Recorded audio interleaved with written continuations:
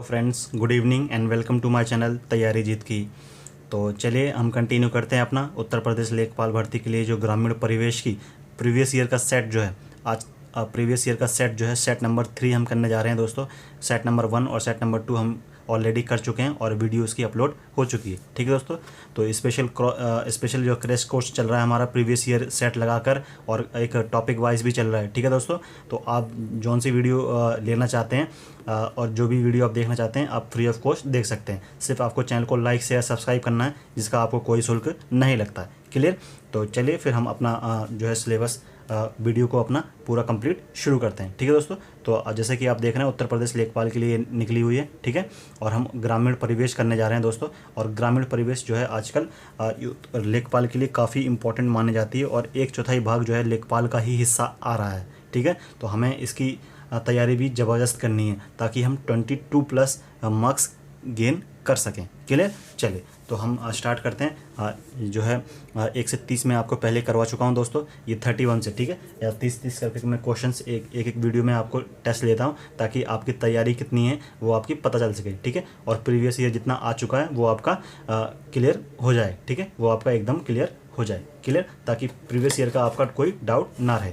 चलिए तो हम शुरू करते हैं अपने क्वेश्चन नंबर। ये एक तरह से फर्स्ट ही है और 31 मान लो चाहे फर्स्ट मान लो। ठीक है, तो हम स्टार्ट करते हैं। और भारत के किस राज्य ने वर्ष 1995 में राजस्व मंडल विघटित कर दिया था? ठीक है, राजस्व मंडल का विघटन कर दिया था, अलग कर दिया था 1995 में। तो किस राज्य ने किया था ये आपको बताना है। तो इसका राइट आंसर जाएगा ऑप्शन डी, पश्चिम बंगाल। ठीक है दोस्तों, ये हालांकि आप जानते हैं कि ये जो है टेस्ट सीरीज है आपकी प्रीवियस ईयर की, तो इसमें से फटाफट ऑप्शन और आंसर आगे बढ़ते जाएं, ऑप्शन आंसर आगे बढ़ते जाएं। ठीक है, इस तरह का चलता है अपना रूट, तो फटाफट हमें करना है और फटाफट आगे बढ़ना है। चलिए तो जिला प्रशासन के स्तर पर है कौन है ये आपको बताना है। जिला, तहसील, उपखंड या ये सभी। तो 32 का जो हो जाएगा आपका राइट आंसर ये सभी। ठीक है, जिला प्रशासन के स्तर पर ये सभी के सभी इसमें सम्मिलित है। क्लियर दोस्तों, ये सभी के सभी इसमें सम्मिलित है, ऑप्शन डी। चलिए मूव करते हैं आगे। कह रहा है कि जिला दंड नायक होता है, इसमें से कौन सा होता है जो जिला दंड नायक होता है, जो यानी कि कानूनी कार्रवाई करता है। ठीक है, ऑप्शन ए जिला जज, ऑप्शन बी जिला कलेक्टर, ऑप्शन सी उपखंड अधिकारी, ऑप्शन डी उपरोक्त सभी। तो इसका राइट आंसर है ऑप्शन बी दोस्तों, ऑप्शन बी जिला कलेक्टर। ठीक है, जिला कलेक्टर के 2 काम होते हैं। एक होता है आपका अगर कानून संबंधी कोई न्याय संबंधित, एक होता है आपका न्याय संबंधित और एक होता है आपका प्रशासनिक संबंधित। ये तो आपको पता है दोस्तों। ठीक है, प्रशासनिक संबंधित। क्लियर? चलिए आगे मूव करें फटाफट। तो ब्रिटिश काल में डिस्ट्रिक्ट शब्द का प्रथम प्रयोग किसके संदर्भ में हुआ था? डिस्ट्रिक्ट का मतलब होता है जिला दोस्तों, ये तो आपको पता ही होगा। डिस्ट्रिक्ट शब्द यानी कि जिला शब्द का जो है सबसे पहले ब्रिटिश काल में किसने किया था ये आपको बताना है, किसके समय पर हुआ था। ठीक है दोस्तों, तो 34 का हो जाएगा ऑप्शन डी दोस्तों, कलकत्ता जिला के दीवान के संदर्भ में 1776 में कलकत्ता जिला के दीवान के संदर्भ में 1776 में। Okay, option D.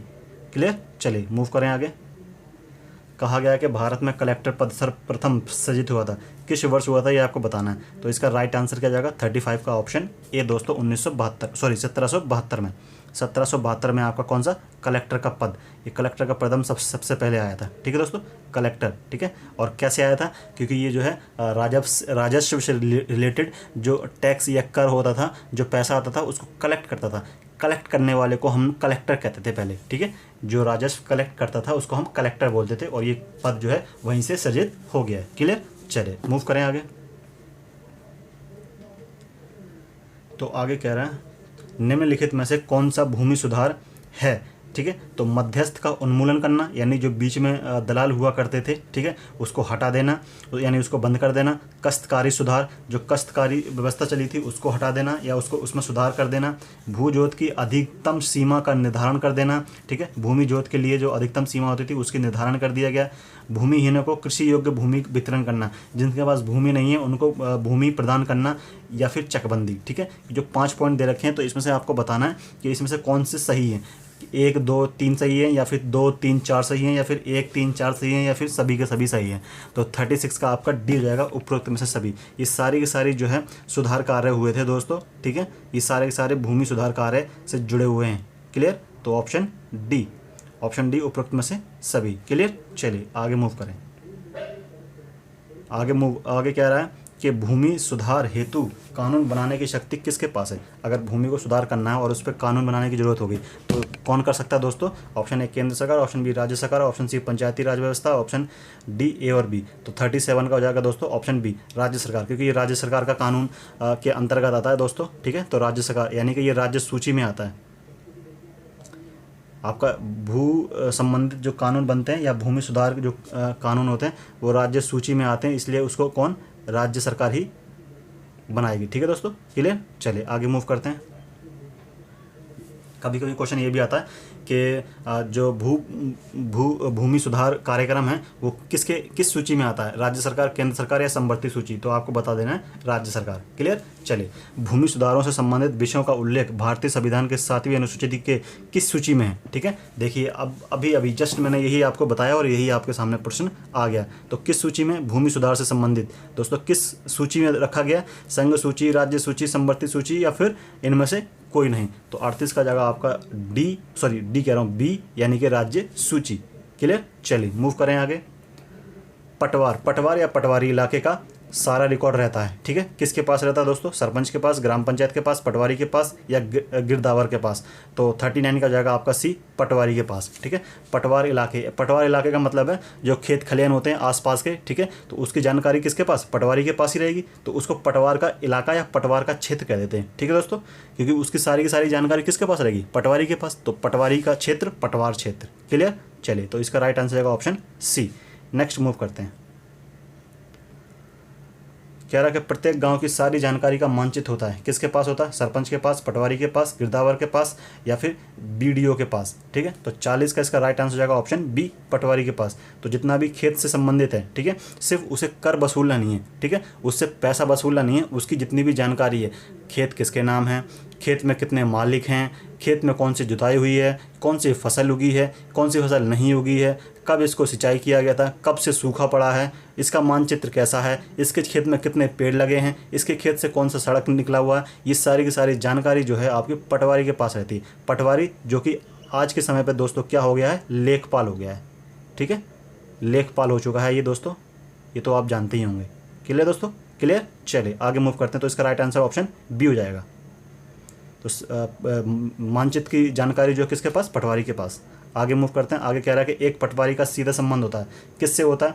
पटवार हल्के से, जिले से, तहसील से या पंचायत से? तो 41 का जो है ऑप्शन ए पटवार हल्के से, इलाके से। दोस्तों इसमें थोड़ा सा जो है गलत हो गया, मिसप्रिंट हो गया, इलाका हो सकता है दोस्तों ये मेरे मुताबिक, ठीक है। पटवार इलाका, जो पटवारी का जो इलाका क्षेत्र होता है उसका संबंध तो किससे? पटवारी से। क्लियर? Option A. तो इसका राइट आंसर ऑप्शन ए है। आगे मूव करते हैं। आगे मूव करते हुए कह रहा है कि निम्न अधिकारियों से आज्ञा मिलने पर पटवारी जिस अधिकारी की आशा को सर्वोच्च प्राथमिकता देगा वह अधिकारी है। तो किसकी वो कहा सुनी मानेगा, ठीक है, किसकी वो कहा सुनी मानेगा वो आपको बताना है। तो 42 का इसमें से राइट आंसर जाएगा ऑप्शन ए जिला कलेक्टर। तो डीएम ही तो क्या, उस इलाके का डीएम और उसके अंतर्गत जितने भी लोग हैं, ठीक है, जितने भी लोग हैं, चाहे वो पटवारी हो, चाहे वो कानूनगो हो, चाहे वो तहसीलदार हो, सब के सब किसकी बात मानेंगे दोस्तों?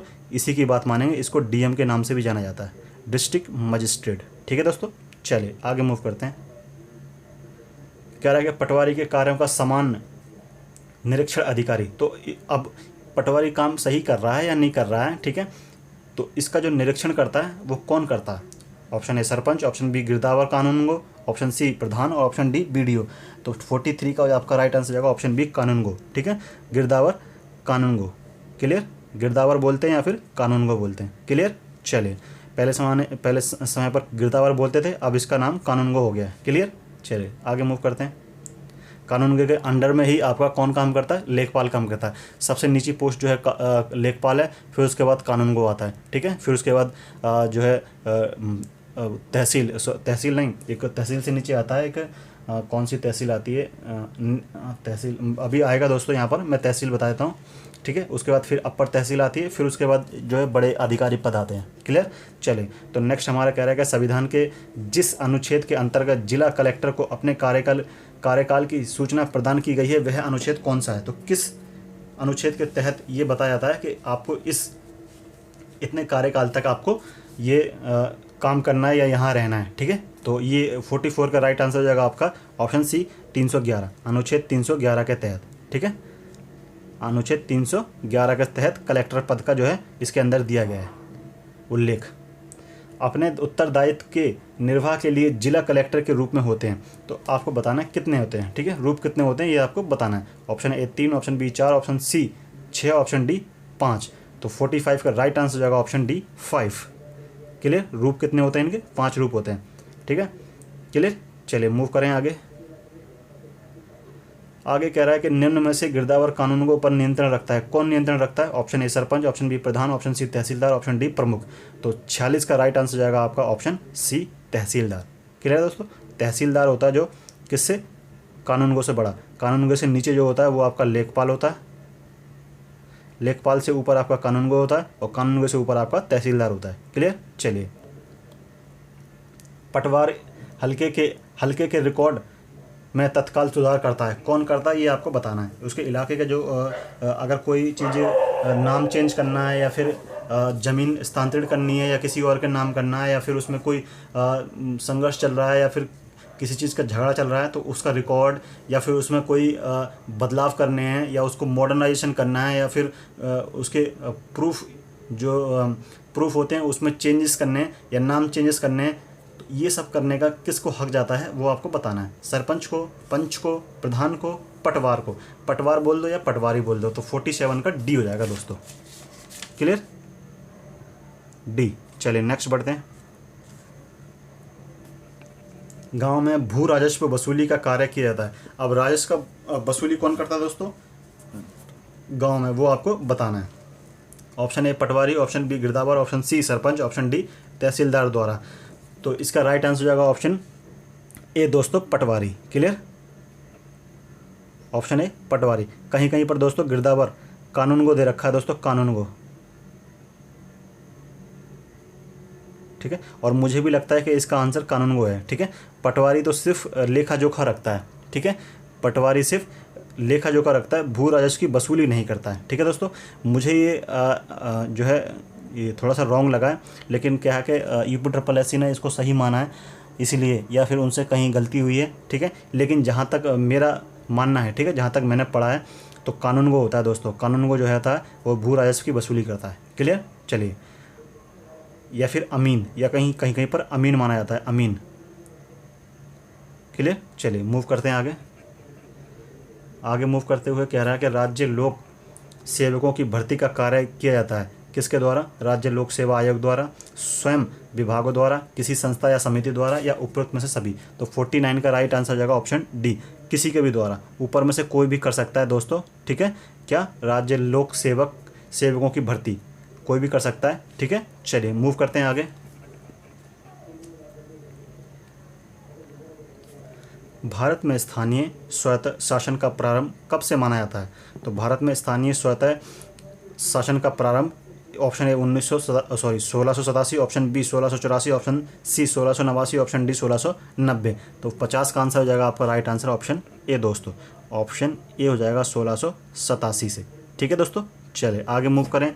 51 आ गया हमारा क्वेश्चन और कह रहा है कि क्षेत्रफल निकालने में उपयोगी वह यंत्र क्या कहलाता है जो 15 सेंटीमीटर तो लंबा होता है और 12.5 सेंटीमीटर चौड़ा होता है और इसके फ्रेम से समान दूरी पर एक एक जरीब का अंतर बतलाने वाले छिद्र होते हैं। तो इसको हम किस नाम से जाने जाते हैं, किस नाम से जानते हैं, ये आपको बताना है। या फिर सूत के नाम से जानते हैं, मापक के नाम से जानते हैं, कंघी के नाम से जानते हैं, या फिर जप्ती के नाम से जानते हैं। तो 51 का राइट आंसर जाएगा ऑप्शन सी, कंघी। ठीक है दोस्तों, कंघी बोलते हैं। ये बालों में करने वाली कंघी नहीं होती दोस्तों, ठीक है। ये आपकी भूमि नापने का एक यंत्र होता है, ठीक है दोस्तों। भूमि नापने का एक यंत्र होता है। क्लियर। चलिए भूमापन में जरीप लाइन में आरंभ तथा समाप्त होने के स्थान को क्या कहते हैं? शुरुआत और एंड पॉइंट को हम क्या कहते हैं? बिंदु, या फिर ऑप्शन बी विश्राम, option C target, option D मुकाम। तो इसका राइट आंसर हो जाएगा ऑप्शन डी मुकाम। मुकाम के नाम से जाना जाता है जहाँ से क्या जरीब जो है आरंभ हो तथा समाप्त हो, ठीक है, उस स्थान को हम क्या कह देते हैं? मुकाम कहते हैं। क्लियर? चलिए नेक्स्ट मूव करते हैं फटाफट। कह रहा है कि भूमापन के दौरान एक जरीब की लंबाई पूरी हो जाने की अस्थायी निशानी के रूप में जिस यंत्र का प्रयोग किया जाता है वह क्या है? अब जैसे ये है, ठीक है, थोड़ा सा समझ लीजिए दोस्तों, ठीक है, थोड़ा सा समझिए दोस्तों, ठीक है, मैं आपको कुछ समझाने की कोशिश कर रहा हूँ। देखिए समझना क्या है आपको, ये है आपका खेत, अगर आप मान लें ये है आपका खेत। क्लियर दोस्तों? आपने एक चैन ली, ठीक है, चैन से आपने मापना शुरू किया, आपकी चैन यहाँ तक पूछ पाई है, पूरी की पूरी यहाँ तक पहुँच पाई है, ठीक है। तो आप यहाँ पे अस्थायी तौर पे ऐसी कौन सी निशानी लगा देंगे कि आप फिर से यही चैन, ये वाली चैन उठा के फिर से यहाँ लगा देंगे यहाँ के लिए, फिर यहाँ पे अस्थायी तौर पे ऐसा क्या निशान लगा देंगे कि इस चैन को उठा के यहाँ से यहाँ तक नापेंगे, ठीक है। तो आप बता देंगे कि इस खेत की लंबाई कितनी है? 3 चैन है, ठीक है, 1 2 3 चैन है। तो अब ये करने के लिए जो अस्थायी तौर पर यहाँ पे जो चीज़ लगाई गई है, यहाँ पे जो चीज़ लगाई गई है वो क्या है, उसका नाम क्या रखा गया है वो आपको बताना है, ठीक है दोस्तों, समझ गए? तो इसका अब मैं ऑप्शन पढ़ता हूँ, ठीक है। Option A rod, option B जरीब, ऑप्शन सी झंडा, ऑप्शन डी सुआ। तो 53 का जो हो जाएगा आपका डी सुआ। सुआ के नाम से जाना जाता है, ठीक है। एक सुआ सा गाड़ देते हैं हम, ठीक है, पैग जिसको बोलते हैं, इंग्लिश में पैग बोलते हैं दोस्तों इसको, PEG पैग, ठीक है, सुआ। क्लियर? चलिए आगे बढ़ते हैं। प्रक्षेप की उपज के लेखे जोखे जो होते हैं आपका फार्म प्रोड्यूस रिकॉर्ड की प्रविष्टि की जाती है किसके द्वारा, किसमें की जाती है, किसके अंदर की जाती है? लॉग बुक में, कैश बुक में, फार्म स्टॉक रजिस्टर में, या एंट्री बुक में? तो इसका right answer option C, farm stock register book में। क्लियर दोस्तों? ऑप्शन सी।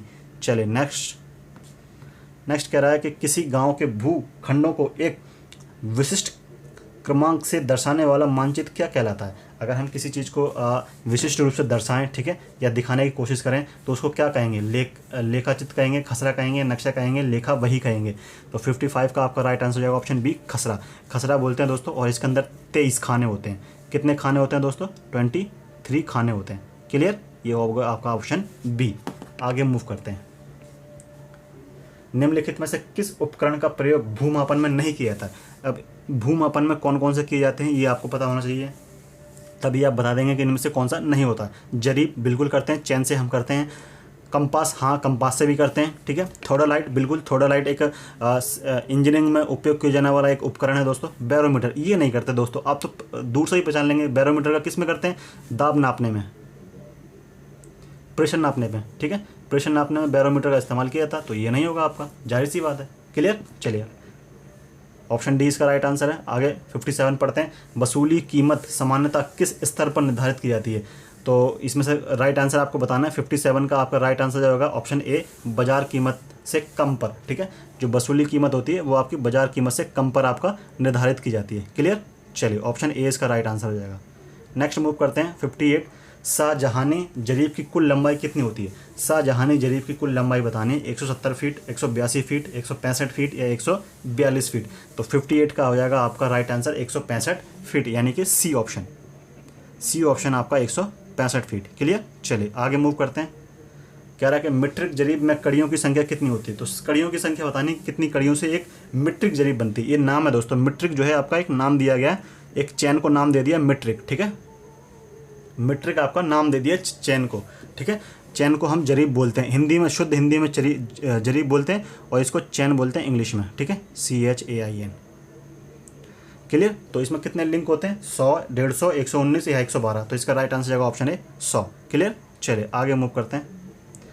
नेक्स्ट लास्ट क्वेश्चन है हमारा इस वीडियो का। एक सर्वेक्षण रेखा तथा उत्तरी दिशा के बीच छोटा क्षैतिज कोण कहलाता है, क्या कहलाता है? नत कोण कहलाता है कि दिक्मान कहलाता है कि नमन कोण कहलाता है कि अजीमुथ कहलाता है? तो इसका राइट आंसर जाएगा ऑप्शन डी, अजीनित। अजीनित कहलाता है अपना दोस्तों एक सर्वेक्षण रेखा तथा उत्तरी दिशा के बीच बनने वाला एक क्षैतिज कोण। क्षैतिज कोण को हम क्या बोलते हैं? अजीनित। ये आपको देखना है, उत्तरी दिशा, ठीक है, और सर्वेक्षण रेखा और उत्तरी दिशा के बीच में मध्य में कौन सा बनता है दोस्तों? और वो भी कौन सा? क्षैतिज कोण, ठीक है दोस्तों, कौन सा? वो भी क्षैतिज कोण। क्लियर? वो आपका अजीनित होता है। क्लियर? यहाँ हो गए आपके 30 क्वेश्चन कंप्लीट हो गए हैं दोस्तों। अगर वीडियो अच्छी लगी तो चैनल को लाइक शेयर सब्सक्राइब करना बिल्कुल ना भूलें दोस्तों। चैनल को सपोर्ट करना बिल्कुल ना भूलें। जैसे जैसे आप सपोर्ट करते रहेंगे वैसे वैसे हम आपको और अच्छा परफॉर्मेंस देते रहेंगे। ठीक है दोस्तों, वीडियो तो आपको कंटेंट तो आपको अच्छा मिल ही रहा है, थोड़ा सा परफॉर्मेंस भी आपको अच्छा मिलना शुरू हो जाएगा। क्लियर? चलिए तो मिलते हैं फिर आपसे नेक्स्ट वीडियो में। Thank you.